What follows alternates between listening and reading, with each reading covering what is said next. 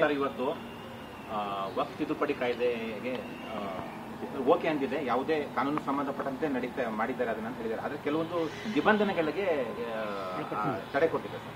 ನನಗೆ ಅದ್ರ ಬಗ್ಗೆ ಏನು ಮಾಹಿತಿ ಇಲ್ಲ. ನಾನು ಮುಂಬೈಗೆ ಹೋಗಿದ್ದೆ, ಅಲ್ಲಿಂದ ಅಲ್ಲೊಂದು ಸ್ಪೀಚ್ ಇತ್ತು, ಅದು ಮುಗಿಸಿ ನಾನು ಬರ್ತಾ ಇದ್ದೀನಿ. ಅದನ್ನು ತಿಳ್ಕೊಂಬ ವಿಷಯಕ್ಕೆ ಸಂಬಂಧಪಟ್ಟಂತೆ ಸಿದ್ದರಾಮಯ್ಯ ನಿಮ್ಗೆ ಕಮೆಂಟ್ ಮಾಡಿದ್ದಾರೆ, ನೀವು ಅಬ್ಸರ್ವ್ ಮಾಡಿದ್ದೀರಿ ಅಂತ ಅನ್ಕೋತೀವಿ. ಇದು ಜಾತ್ಯತೀತ ರಾಷ್ಟ್ರ. ಪ್ರತಾಪ್ ಸಿಂಹ ಅವರು 2 ಬಾರಿ MP ಆಗಿದ್ದಾರೆ. ಅವ್ರು ಇಷ್ಟು ಅರ್ಥ ಆಗಲ್ಲ ಅಂದ್ರೆ ಅವ್ರನ್ನ ಯಾವ ಶಬ್ದದಿಂದ ಕರಿಬೇಕು, ಮೂರ್ಖನ್ ಕರಿಬೇಕಾ ನಾನು ಅಂತ ಕೇಳಿದ್ದಾರೆ. ಏನ್ ಬೇಕಾದ್ರೆ ಕರೀರಿ ಸರ್. ನಿಮ್ಮನ್ನು ಸೋಷಿಯಲ್ ಮೀಡಿಯಾದಲ್ಲಿ ಏನೇನು ಕರೀತಾರೆ ಅಂತ ಒಂದ್ಸರಿ ಕಾಮೆಂಟ್ಸ್ ತೆಗೆದು ನೋಡಿ.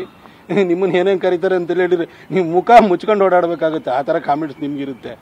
ದಯವಿಟ್ಟು ಇದೆಲ್ಲ ಬಿಟ್ಬಿಡಿ. ನೀವೊಂದು ರಾಜ್ಯದ ಗುರುತರ ಸ್ಥಾನದಲ್ಲಿ ಇರುವಂಥವ್ರು, ನಿಮಗೆ ನೀವು ಕಾನೂನು ಪದವೀಧರರು, ಆ ಮೂಡ್ ಹಾಕಿ 14 ಸೈಟನ್ನ ಟೋಪಿ ಹಾಕಿದಿರಿ ಅಂತ ಗೊತ್ತಿದ್ರು ಕೂಡ ಇಲ್ಲಿ ಬಂದು ಬಡಾಯಿ ಕೊಚ್ಚಕ್ಕೆಲ್ಲ ಬರಬೇಡಿ. ಅವೆಲ್ಲ ಮನೆ ಒಳಗಡೆ ಇಟ್ಕೊಬೇಡಿ ಅಷ್ಟೇನೆ. ಸರ್, ಹಿಂದೂಗಳಲ್ಲಿ ಅಸಮಾನತೆ ಇದೆ, ಅದಕ್ಕೆ ಮತಾಂತರವಾಗ್ತಿದ್ದಾರೆ ಅಂತ ಸಿದ್ದರಾಮಯ್ಯನವರು ಹೇಳಿದ್ದಾರೆ. ನಾನು ಒಂದು ಕೇಳಲಿಕ್ಕೆ ಬಯಸ್ತೇನೆ. ಹಿಂದೂಗಳಲ್ಲಿ ಅಸಮಾನತೆ ಇದೆ, ತಾರತಮ್ಯ ಇದೆ ಅನ್ನೋ ಕಾರಣಕ್ಕೆ ಕ್ರೈಸ್ತರಾಗಿಯೋ ಮುಸಲ್ಮಾನರಾಗಿಯೋ ಕನ್ವರ್ಟ್ ಆದ್ರು ಅಂತ ತಿಳ್ಕೊಳ್ಳಿ. ಕನ್ವರ್ಟ್ ಆದಮೇಲೆ ಅಲ್ಲಿ ಸಮಾನತೆ ಅನ್ನೋದು ಸಿಗ್ಬೇಕಲ್ವಾ? ಕನ್ವರ್ಟ್ ಆದಮೇಲೆ ಕನ್ವರ್ಟ್ ಆಗಿರುವಂಥ ನಮ್ಮ ಕಾಲೋನಿಯ ಜನರಿಗೆ ಜೊತೆ KJ ಜಾರ್ಜು, ಮಾರ್ಗರೆಟ್ ಆಳ್ವಾ, ಆಸ್ಕರ್ ಫರ್ನಾಂಡಿಸು ಇಂಥವರೆಲ್ಲ ಸಂಬಂಧ ಬೆಳೆಸ್ಬೇಕು ತಾನೆ? ಸಮಾನತೆ ಸಿಗ್ಬೇಕಲ್ವಾ? ಸಂಬಂಧ ಬೆಳೆಸ್ತಿದ್ದೀರಾ? ಅಲ್ಲಿ ಹೋಗಿ ಕನ್ವರ್ಟ್ ಆಗಿ ಆದ್ಮೇಲೂ ಕೂಡ ಜೀಸಸ್ ಏನು ಹೇಳಿ, ಜೀಸಸ್ ಹುಟ್ಟಿರೋದು ಜಗತ್ತಿನ ಪಾಪ ಪರಿಹಾರಕ್ಕಂತೆ.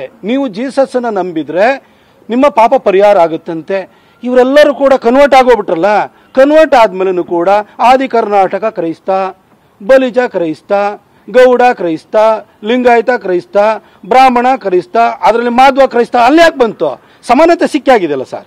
ಸಮಾನತೆ ಸಿಕ್ಕಾದ್ಮೇಲೆ ಅವ್ರನ್ನ ರಿಸರ್ವೇಷನ್ ಪರಿಧಿಯಿಂದ ಆಚರಿಸಬೇಕಲ್ವಾ? ನೀವು ಜಾತಿ ಗಣತಿ ಒಳಗಡೆ ಮತ್ತೆ 47 ಸಬ್ ಕಾಸ್ಟ್ಗಳು, ಏನು ಹಿಂದೂ ಸಬ್ ಕಾಸ್ಟ್ಗಳನ್ನ ಅದಕ್ಕೆ ಮುಂದಕ್ಕೆ ಕ್ರಿಶ್ಚಿಯನ್ ಅಂತ ಸೇರಿಸ್ಕೊಂಡು ಯಾಕೆ ಮಾಡಿದ್ರಿ? ಸಮಾನತೆ ಅಲ್ಲಿ ಸಿಗ್ಬೇಕಿತ್ತಲ್ಲ ಸರ್. ಸಿದ್ದರಾಮಯ್ಯನವರಿಗೆ ಪ್ರಾಬ್ಲಮ್ ಏನಾಗಿದೆ ಅಂತಂದ್ರೆ, ಸಿದ್ದರಾಮಯ್ಯನವರು ಮೂಲತಃ ಒಬ್ಬ ಕುರುಬ ಜನಾಂಗಕ್ಕೆ ಸೇರಿದಂಥವ್ರು. ಹಾಗೆ ಜೀಸಸ್ ಕ್ರೈಸ್ಟ್ ಕೂಡ ಕುರುಬನೇ, ಗುಡ್ ಶೆಫರ್ಡ್. ಪಾಪ ಅವ್ರಿಗೆ ಏನು ಅನ್ಸ್ಬಿಟ್ಟಿದೆ ಅಂತಂದ್ರೆ, ಯಾರ್ಯಾರು ಕನ್ವರ್ಟ್ ಆಗ್ತಾರಲ್ವಾ ಅವರೆಲ್ಲರೂ ಕೂಡ ಒಂದ್ಸರಿ ಕನ್ವರ್ಟ್ ಆದ್ರೆ ನಮ್ಮ ಕುರುಬರಾಗ್ಬಿಡ್ತಾರೆ ಅಂತ ತಿಳ್ಕೊಂಡಿದ್ದಾರೆ ಅವರು. ಅವರೆಲ್ಲ ನನಗೆ ಓಟ್ ಹಾಕ್ತಾರೆ, ಅದಕ್ಕೋಸ್ಕರ ಅವ್ರಿಗೆಲ್ಲ ಅವಕಾಶ ಕೊಡೋಣ, ಅದಕ್ಕೆ ಮತಾಂತರ ನಿಷೇಧ ಕಾಯ್ದೆನೆಲ್ಲ ವಾಪಸ್ ತಗೊಳ್ಳೋಣ ಅಂತ ಹೊರಟಿದ್ದಾರೆ ಸಿದ್ದರಾಮಯ್ಯನವರೇ. ನೀವು ನಿಮ್ಮ ಇಸ್ಲಾಮಲ್ಲಿ ಕ್ರಿಶ್ಚಿಯಾನಿಟಿ ಎರಡಲ್ಲೂ ಕುರುಬರು ಹಿನ್ನೆಲೆನೇ ಇರೋವಂಥದ್ದು ತೆಗೆದು ನೋಡಿ. ಅವರೆಲ್ಲರೂ ಕನ್ವರ್ಟ್ ಆಗಿ ಅವ್ರ ಸಂಖ್ಯೆ ಜಾಸ್ತಿ ಆದಮೇಲೆ ಫಸ್ಟು ನಿಮ್ಮ ಮನೆಗೆ ಕಲ್ಬಿಸಾಡ್ತಾರೆ, ಫಸ್ಟ್ ನಿಮ್ಮನ್ನ ಮೇಲೆ ದಾಳಿ ಮಾಡ್ತಾರೆ. ಇವತ್ತು ಗೊತ್ತಿಲ್ಲ, ನಿಮ್ಮನ್ನು ಬಳಸ್ಕೊಳ್ತಾ ಇದ್ದಾರೆ. ನೀವು ಅದನ್ನು ಅರ್ಥ ಮಾಡ್ಕೊಳ್ಳೋದಲ್ಲೇ ಇವಾಗ ಈ ಥರ ಎಲ್ಲ ಪಾಠ ಹೇಳಲಿಕ್ಕೆ ಹೋಗ್ಬಿಡಿ. ಕನ್ವರ್ಟ್ ಆದಮೇಲೆ ಸಮಾನತೆ ಸಿಕ್ಕಿ ನಿಮ್ಮ ಜಾರ್ಜು ಮಗನಿಗೆ ಅವ್ರ ಕುಟುಂಬದಲ್ಲಿ ಯಾರಿಗಾರು ಸಂಬಂಧ ಬೆಳೆಸಕ್ಕೆ ಹೇಳಿ. ಅಲ್ಲಿ ಸಮಾನತೆ ಸಿಕ್ಕಿ ಆದಮೇಲೆ ಅವ್ರದ್ದು ಪಾಪ ಪರಿಹಾರ ಆದಮೇಲೆ ಮತ್ತ್ಯಾಕೆ ಅವ್ರನ್ನ ನೀವು ಅವ್ರಿಗೆ ಇಲ್ಲಿ ರಿಸರ್ವೇಷನ್ ಕೊಡಲಿಕ್ಕೆ ಅವ್ರನ್ನ ಜಾತಿ ಗಣತಿನಲ್ಲಿ ಹಿಂದೂ ಉಪಜಾತಿಗಳ ಹೆಸರನ್ನೇ ಇಟ್ಕೊಂಡ್ಬಿಟ್ಟು ನೀವು ಯಾಕೆ ಜಾತಿ ಗಣತಿ ಮಾಡಕ್ಕೆ ಹೊರಟಿದ್ದೀರಿ ಸರ್? ಈ ಥರ ಎಲ್ಲ ರಾಜ್ಯದ ಮುಖ್ಯಮಂತ್ರಿ ಇದ್ದೀರಿ, ಈ ಥರ ಎಲ್ಲ ಮಾತಾಡಕ್ಕೆ ಹೋಗ್ಬೇಡಿ ಸರ್. ವಿಚಾರರಹಿತವಾಗಿ ಇರಬಾರ್ದು ನಿಮ್ಮ ಹೇಳಿಕೆಗಳು. ನೀವು ಇನ್ನೂ 10 ವರ್ಷ ಆದ್ಮೇಲೆ ಕೂಡ ನೀವು ಕೊಟ್ಟಿರೋಂಥ ಹೇಳಿಕೆಗಳ ಬಗ್ಗೆ ಜನ ಪರಾಮರ್ಶೆ ಮಾಡ್ತಿರ್ತಾರೆ.